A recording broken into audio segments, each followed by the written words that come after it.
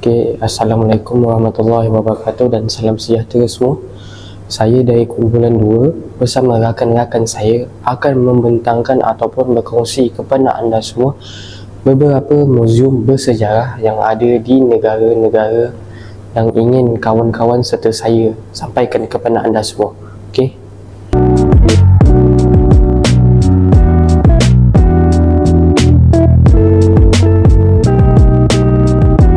Sensación,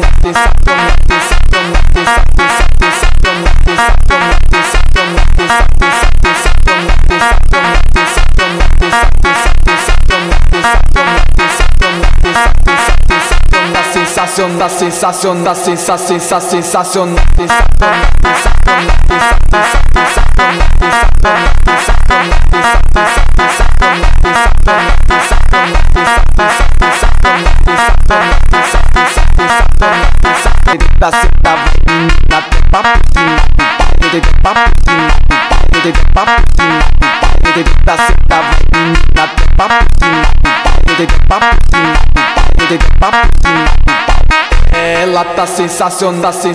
da sensación, da sensación, da sensación, da sensación.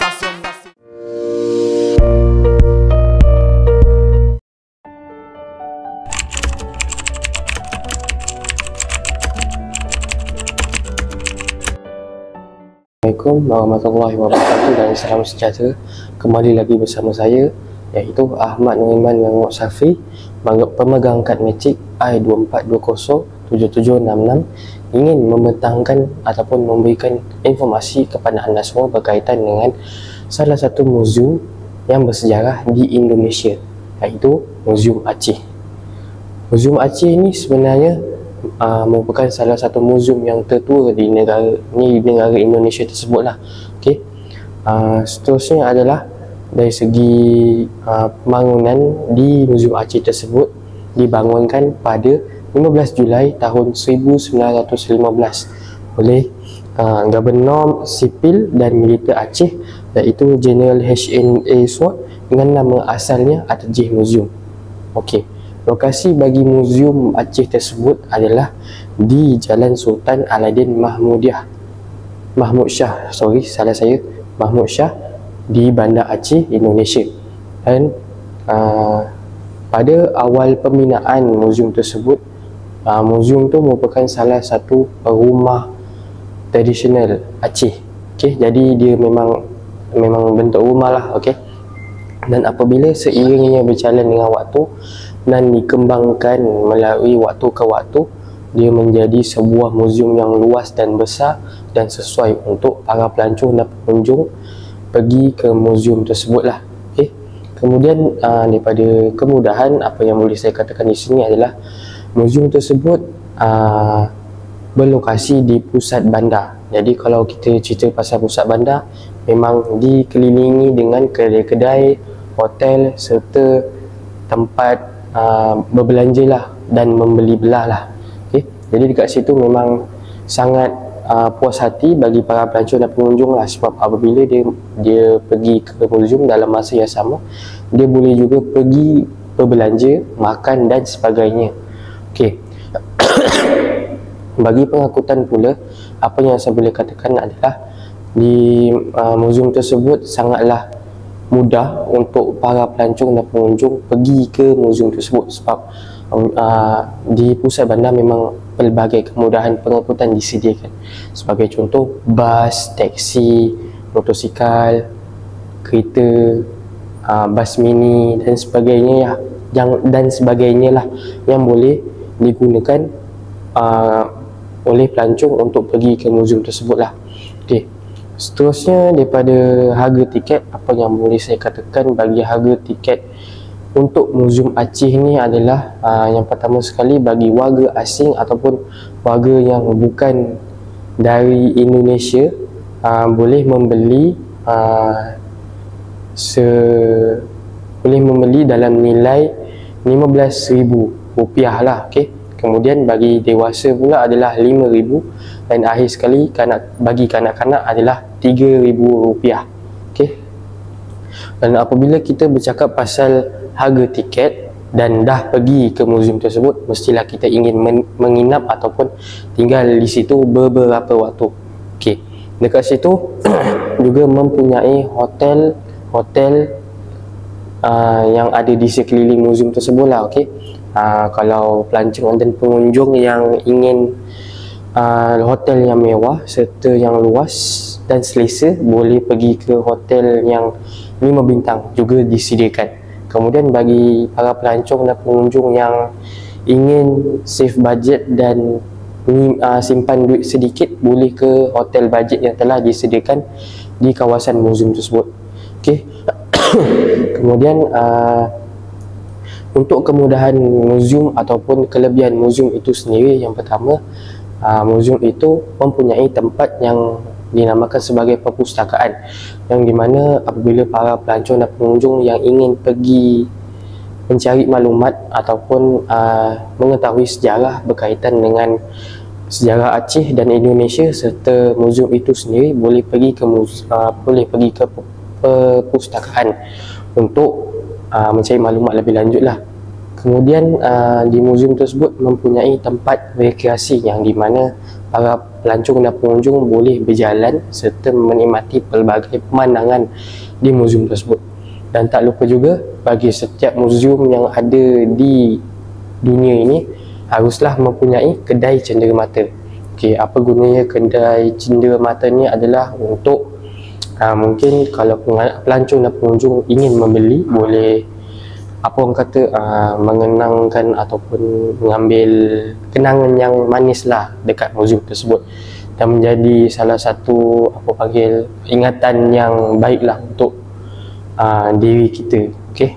Kemudian habis daripada segi kemudahan pengangkutan, seterusnya adalah dari segi keselamatan dari dalam muzium tersebut. Okey, apa yang saya boleh katakan di sini adalah apabila kita sebagai pelancong dan pengunjung yang ingin pergi ke muzium tersebut, memanglah ada di tempat orang. Okey, jadi saran saya kepada anda semua adalah tolong jaga keselamatan anda masing-masing semasa berada di negara online lah, sebab kebanyakan di negara-negara yang kita kunjungi kadang ditipu dan dirompak lah. Okey, dari segi wang ringgit, dokumen penting serta barang kemas lah. Okey, kalau saya nak cakap jenayahnya kurang pun taklah, sebab di pelbagai negara mungkin ada dia punya carta ataupun tentang keselamatan itu sendirilah. Okey, sekian saja daripada saya berkaitan dengan muzium Aceh yang ada di Indonesia.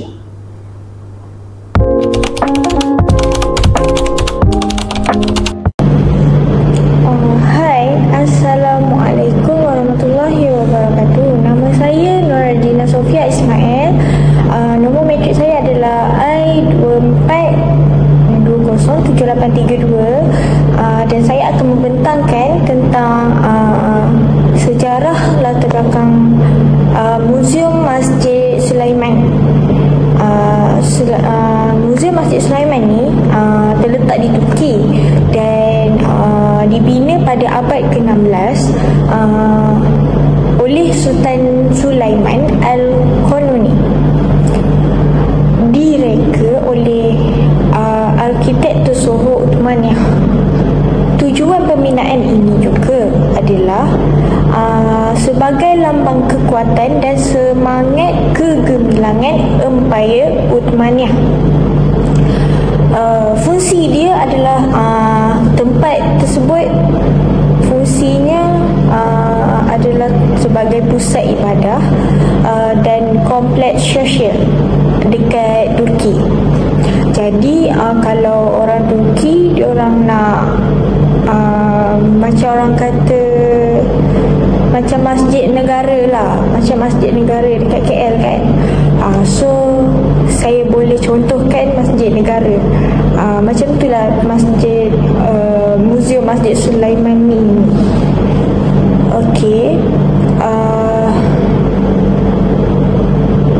tujuan kompleks tu pula dekat orang kata muzium ni ada pelbagai tempat. Contohnya macam dalam masjid tu ada dia macam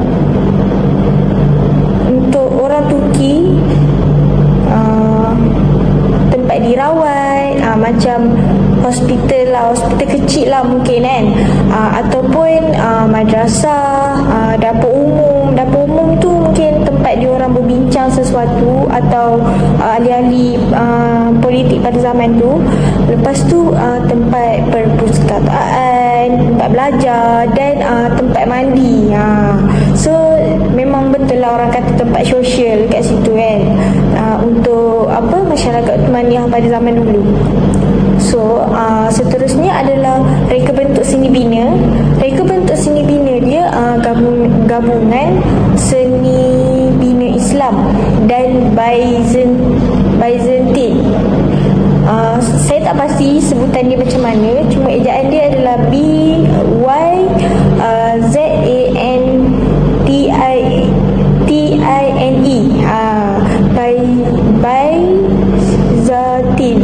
Byzantine mungkin macam tu. Seterusnya reka bentuk seni bina dia ada kubah besar macam masjid kan.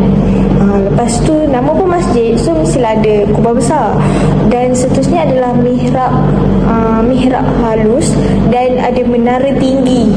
Dekat masjid kan ada dekat semua masjid dekat negara ni mesti akan ada kubah besar. Lepas tu dia ada tiang kan tepi tu. Itulah dimaksudkan menara tinggi. Dan seterusnya adalah elemen akustik dan pencahayaan yang menakjubkan. So pada waktu malam masjid ni akan nampak macam cantik sangat. Seterusnya adalah transformasi kepada muzium. Transformasi kepada muzium ni masih berfungsi sebagai masjid, tetapi juga dibuka kepada pelancong sebagai tapak sejarah. So jadi pelancong seluruh negara ni boleh orang kata boleh pergi masjid tu untuk tempat diorang mengetahui lebih lanjut tentang masjid tu lah. Dan seterusnya adalah menarik ribuan pengunjung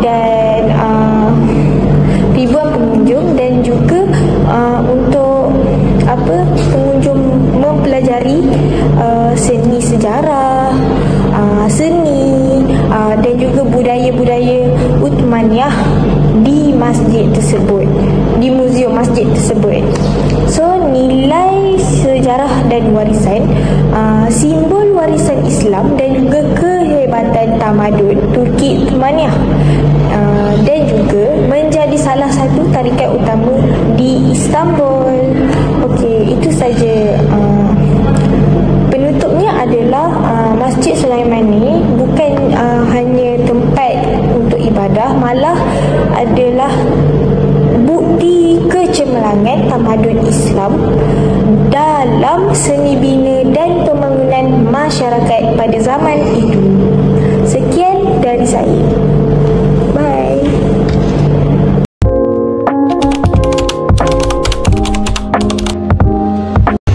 Assalamualaikum dan salam sejahtera. Saya ingin berkongsi secara ringkas tentang Muzium Kota Bandung yang terletak di Jalan Aceh, Bandung.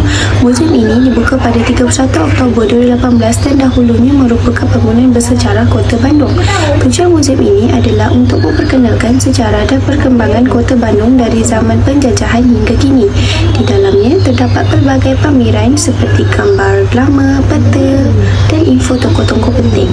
Antara tarikan utama ialah seni bina Belanda dan penggunaan teknologi interaktif yang menjadikan lawatan lebih menarik.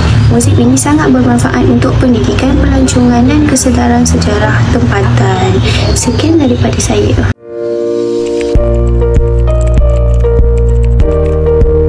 Assalamualaikum dan selamat sejahtera. Nama saya Nur Alfa Batrisha binti Khairul Zaman. Nombor matrik I24207741. Untuk subjek etika dan peradaban ini, saya akan membawa anda semua ke negara Thailand. Di negara Thailand mempunyai satu muzium yang sangat terkenal, iaitu Muzium Irawan.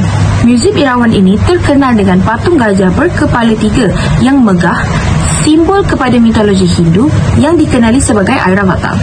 Muzium ini terletak di Samut Prakan yang tidak jauh daripada Bangkok. Museum ini menempatkan artifak, kebudayaan dan juga seni Thailand. Struktur museum ini terdiri daripada 3 tingkat, iaitu dunia bawah, bumi dan syurga. Museum ini mencerminkan konsep kosmologi Hindu dan Buddha. Ia bukan sahaja tempat penyimpanan sejarah, akan tetapi ia juga ruang spiritual dan seni bina yang menakjubkan. Jika anda tidak tahu bagaimana hendak pergi ke Museum Erawan, anda boleh menaiki taksi, Grab ataupun boleh turun di stesen Skytrain yang tidak jauh daripada Museum Erawan. Apa yang ada di dalam Museum Erawan? Di dalam Museum Erawan, museum ini menempatkan pelbagai artifak bersejarah termasuk patung-patung Buddha kuno, barangan tembikar serta hasil seni tradisional Thailand yang berusia ratusan tahun. Museum ini bukan sahaja menonjolkan bahan sejarah, malah ia menzahirkan pelbagai budaya Thailand yang sangat unik. Hiasan dalaman museum syarat dengan elemen seni bina dan simbolik agama Buddha yang mendalam, memberikan pengunjung pengalaman dan pemahaman mendalam tentang kepercayaan dan cara hidup masyarakat di Thailand. Dengan struktur gajah berkepala 3 yang gergasi, museum ini telah menjadi tarikan ikonik yang menarik pelancong dari seluruh dunia. Ia juga sering dipaparkan dalam dokumentari dan media sosial kerana keunikan reka bentuknya. Museum Erawan ini telah menjadi lambang warisan kebudayaan Thailand yang mewah dan unik. Imej gajah Erawan yang megah menjadi simbol spiritual yang mendalam dalam kalangan masyarakat tempatan dan pelancong. Tidak lupa juga, kaki tangan di museum ini sangat mesra dan sedia membantu pelawat. Terdapat juga kemudahan seperti kafe, tandas, laluan kursi roda dan tempat letak kereta yang luas. Berapa pula harga tiket nak masuk dalam Museum Erawan ni? Harga tiket untuk setiap pelancong asing dalam sekitar 400 baht sahaja untuk dewasa. Untuk kanak-kanak pula hanya 200 baht. Warga tempatan pula diberikan harga istimewa. Harga ini berbaloi dengan pengalaman yang ditawarkan. Jika anda tak tahu nak duduk dia atau tidur di mana, macam mana pula kemudahan penginapan? Anda semua jangan risau. Terdapat banyak pilihan penginapan berhampiran museum. Terdapat hotel mewah, rumah tamu bajet dan sebagainya. Lokasi yang strategik juga memudahkan pengunjung untuk menginap di Bangkok dan membuat perjalanan harian ke museum. Selamat ke dekat Museum Erawan ni? Pastilah selamat. Kenapa? Keselamatan pengunjung diutamakan dengan pengawasan CCTV, pengawal keselamatan dan peraturan ketat dalam museum. Pengunjung juga digalakkan menjaga adab dan tingkah laku ketika berada di kawasan suci ini. Mesti anda berminat kan nak pergi Museum Erawan? Itu sahaja daripada saya. Terima kasih.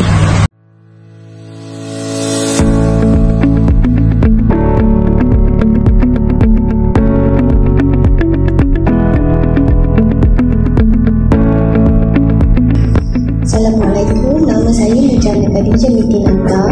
Hari ini saya ingin berkongsikan mengenai satu museum yang bersejarah terletak di Yogyakarta, Indonesia ini. Nama museum ini ialah Ulen Sentalu.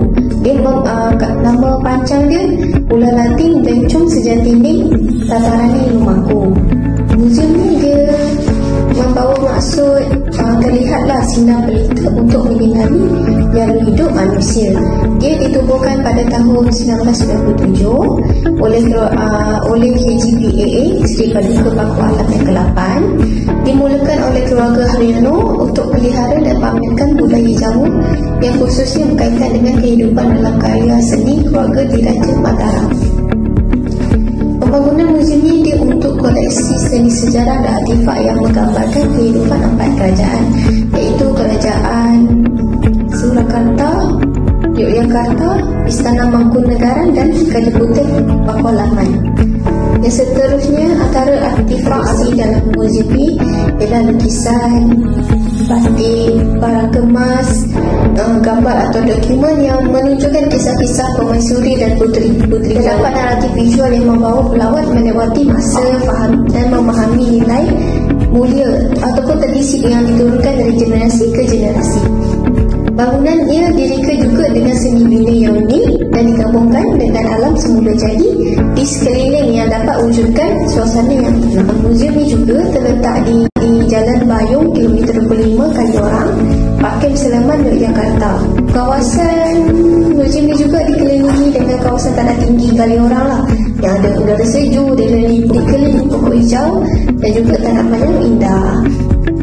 Baik, untuk pengangkutan dia, kemudahan pengangkutan untuk ke museum di Yogyakarta ni Yang pertama, kita boleh naik teksi seperti teksi bermotosikal dekat dalam apps Play Store. Kat situ kita boleh tempah untuk pergi ke destinasi tersebut. Yang kedua, kita boleh sewa kenderaan sama ada motosikal ataupun kereta. Kalau motosikal kat sana kita panggil Gojek. Sebenarnya kat sini kita tak adalah Gojek. Kalau awak boleh sewa kenderaan kat sana, awak tinggal arahkan GPS dan terus menuju ke Muzium Ula Sentalu di Kaliorang. Ataupun yang ketiga, kenderaan bersendirian ataupun pengangkutan awam lah, macam bas Trans Jogja ni, terus ke terminal parking, kemudian teruskan dengan teksi ataupun motosikal teksi yang dalam talian terus ke muzium. Dan seterusnya adalah antara kepelbagaian bahan peninggalan yang ada dalam muzium tu. Yang pertama ialah koleksi batik yang pernah dipakai oleh puteri dulu. Antara tu surat cinta, gambar yang merakam detik-detik penting dalam sejarah keluarga diraja, lukisan potret puteri, barang kemas mewah dan gamelan Jawa. Budaya dan bahan peninggalan dia pula adalah persembahan tarian. Antara tarikan pelancong dari seluruh dunia yang menumpu terhadap muzium tersebut, yang pertama ialah koleksi artifak dan seni sejarah yang menggambarkan kehidupan keluarga diraja Mataram, aktiviti kebudayaan seperti tarian Jawa, gamelan dan bengkel batik, jabatan muzium yang dibimbing oleh pemandu pelancong yang berpengalaman serta program pendidikan yang direka untuk kanak-kanak dan remaja. Antara tarikan pelancong yang terakhir ialah melawati Gua Selogiri. Seterusnya ialah kemesraan ataupun kemudahan dekat sana yang kita mudah nak dapati. Yang antaranya tandas bersih, masjid, kawasan letak kereta yang luas, pemandu pelancong, kedai cendera mata, penyewaan kursi roda ni untuk order emas lah, untuk yang tak boleh jalan lama-lama ke, tak boleh berdiri lama-lama ke, ibu mengandung pun boleh guna, tak ada masalah. Lepas tu kita ada perkhidmatan fotografi, kotak kecemasan. Yang seterusnya kawasan rehat, kafeteria dengan pemandangan yang indah, bilik ataupun kaunter pertanyaan ataupun kaunter maklumat lah. Akhir sekali kita ada akses wifi. Okey, untuk harga ni kalau dekat sana dewasa domestik kat sana lah, warga negara Merdeka. Kalau dewasa sebanyak RM50,000, kanak-kanak pula RM30,000. Ini kanak-kanak 5 hingga 12 tahun. Okey, kalau orang asing macam kita ni lah nak pergi sana, kalau warga asing dewasa RM100,000, kalau kanak-kanak 5 hingga 12 tahun sama juga RM60,000. Tapi buat masa sekarang mereka ada menawarkan package keluarga lah, 2 dewasa 2 kanak-kanak, hanya berjumlah RM150,000. Tapi dia akan bertukar lah ikut masa, tak selamanya lah umur tu ada. Okey, yang ke-8 ialah kemudahan penginapan lah untuk kita ke muzium tersebut. Kita boleh berkemah dekat tempat perkemahan, ada homestay dan juga rumah tetamu. Okey, yang ke-9 ni keselamatan yang kita boleh jamin dekat sana lah. Sistem kawalan kebakaran dekat setiap unit dalam muzium. Yang terakhir ialah boleh keselamatan lah. Kamera keselamatan dia pun baik, pengurusan keselamatan yang baik. Akhir sekali kepuasan lah antara feedback yang kita selalu dengar lah daripada orang asing yang melawat ke muzium tersebut. Antaranya kafeteria dia, pemandangan yang indah, kawasan muzium dia yang dibimbing pemandu pelancong yang berpengalaman. Dan akhir sekali, sekian, terima kasih. Hai, nama saya Surefa Meji, Neometrik I22306615. Dalam kumpulan ini saya akan menceritakan tentang 7 muzium yang menarik yang mana saya pilih, iaitu Masjid Kersik. Masjid Kersik atau yang dinamakan Masjid Sultan Muzaffar Shah atau Masjid Pintu Gerbang. Masjid ini terletak di Kampung Kersik, Patani, Thailand. Masjid ini merupakan salah satu masjid yang tertua di Asia Tenggara, dan masjid ini dibina semasa zaman pemerintahan Sultan Muzaffar Shah, iaitu sultan yang pertama yang memerintah negara Patani sebelum dijajah oleh negara Thailand pada tahun 1514. Kiranya masjid ini umurnya dalam 511 tahun. Uniknya masjid ini dibina menggunakan campuran kulit kerang dan beras pulut hitam telur putih dan manisan cair bagi melekatkan batu-batu. Dan pada tahun 1782 masjid ini runtuh akibat peperangan antara Patani dengan Thailand. Dan juga pada tahun 2004 terjadi peristiwa berdarah apabila seramai 32 orang pejuang kebangsaan Islam telah diruntuh di dalam masjid ini oleh pasukan tentera Thailand. Kini Masjid Gresik menjadi salah satu tapak bersejarah yang wajib dilawati jika berkunjung ke Patani, dan masjid ini masih digunakan oleh masyarakat Muslim tempatan. Dan kemudahan pengangkutan ke Masjid Gresik boleh menaiki tren, bas, van atau kenderaan sendiri. Kepelbagaian bahan peninggalan iaitu terdapat banyak bahan bersejarah yang mencerminkan tamadun Islam Patani dan budaya dan bahan peninggalan. Masjid ini mencerminkan pengaruh budaya Melayu Islam yang kuat dan menjadi lambang identiti Islam di selatan Thai. Dan pengunjung dapat menyaksikan alat tempatan, seni bina unik dan sejarah perjuangan Patani. Masjid ini pula dianggap sebagai destinasi warisan rohani dan sejarah yang penting, dan daya tarikan utama iaitu sejarah dan budaya Melayu. Imej destinasi ia menggambarkan keteguhan warisan Islam di rantau itu. Situasi keselamatan di Patani semakin baik dan tempat ini memberikan pengalaman unik terutama kepada orang yang meminat sejarah dan budaya Islam di Asia Tenggara. Assalamualaikum warahmatullahi wabarakatuh. Nama saya Nurin Adila binti Muhammad Syazrul. Nombor IDI 24207846. Saya ingin menerangkan sedikit tentang Muzium Masjid Gresik di Thailand. Kemudahan pengangkutan ke muzium. Muzium Masjid Gresik mudah diakses melalui jalan raya utama. Terdapat bas dan teksi yang boleh digunakan dari bandar berhampiran ke muzium. Parking kereta pula disediakan untuk pelawat yang membawa kenderaan sendiri. Kepelbagaian bahan peninggalan. Muzium mempamerkan pelbagai artifak Islam seperti kitab lama, senjata tradisional, pakaian ulama dan kaligrafi.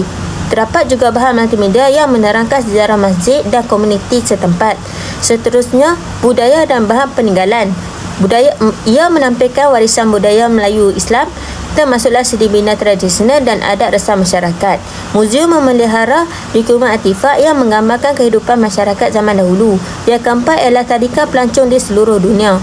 Muzium menarik pengunjung dari pelbagai negara terutama yang berminat dengan sejarah Islam dan seni bina masjid tradisional. Lawatan pelajar dan penyelidik dari luar negara, dari universiti luar negara juga sering diadakan. Yang terakhir ialah imej destinasi. Masjid dikenali sebagai destinasi bersejarah dan tempat pembelajaran agama Islam yang penting di Malaysia. Imejnya sebagai warisan budaya yang terpelihara menjadikan ia lokasi wajib dikunjung oleh pelancong.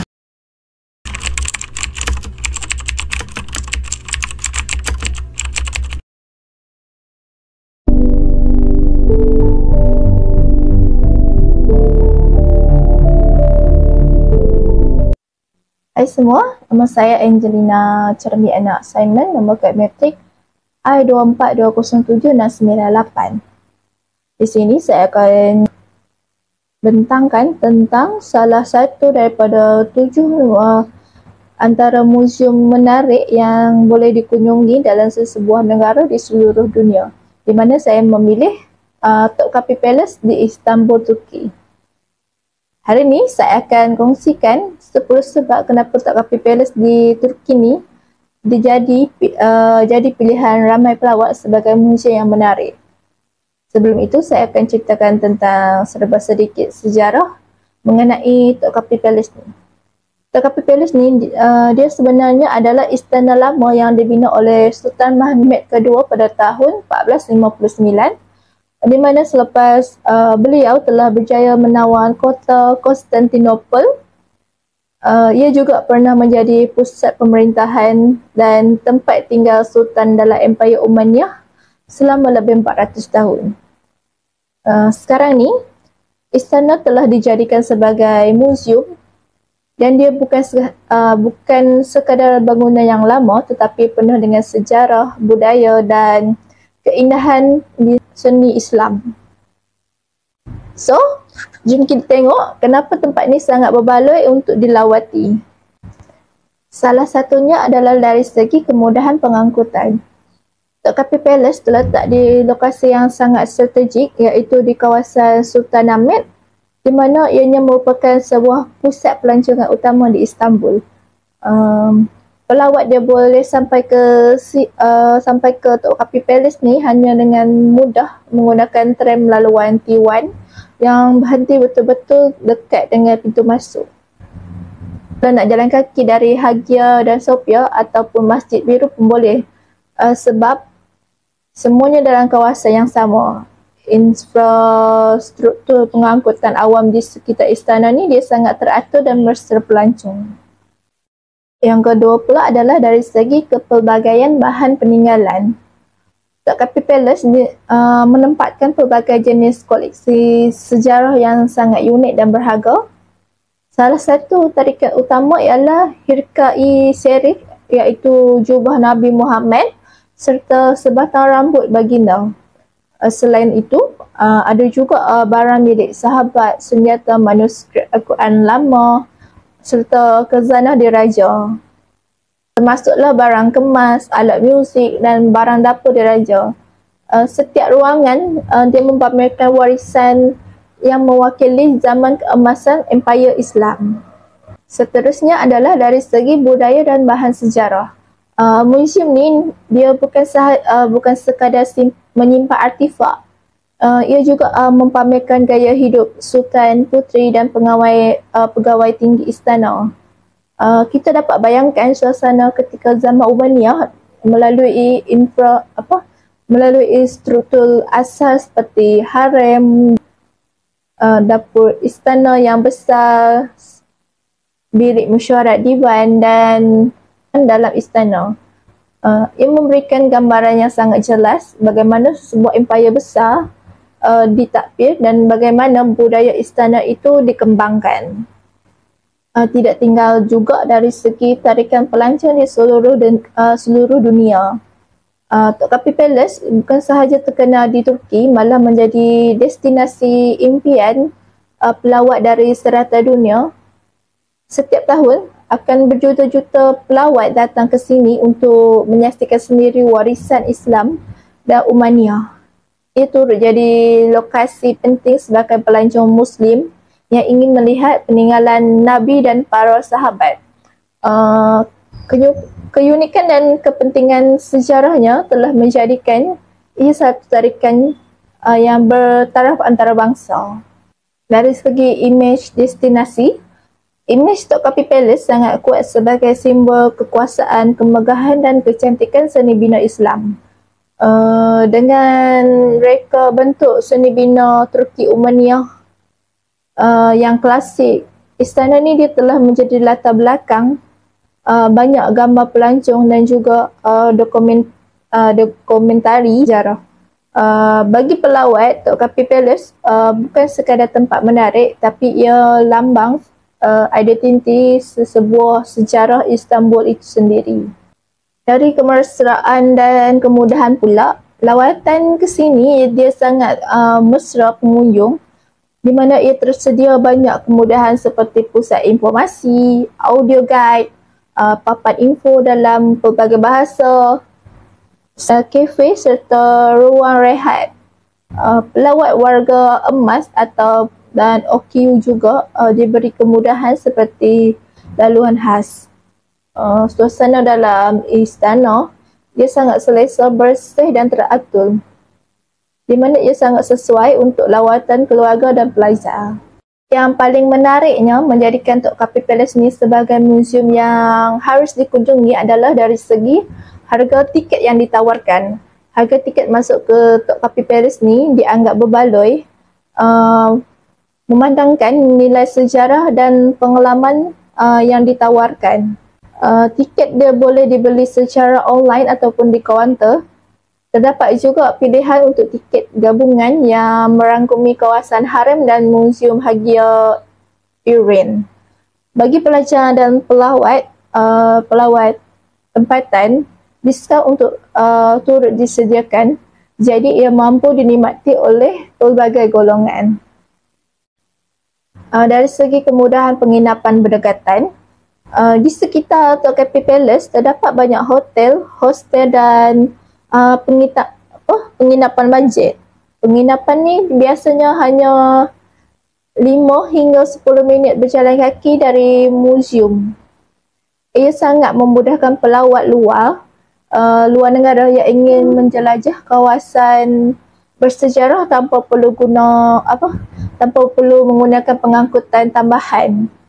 Kawasan ini juga dia selamat dan mudah untuk mencari makanan yang halal serta kedai-kedai hadiah. Seterusnya adalah dari segi keselamatan.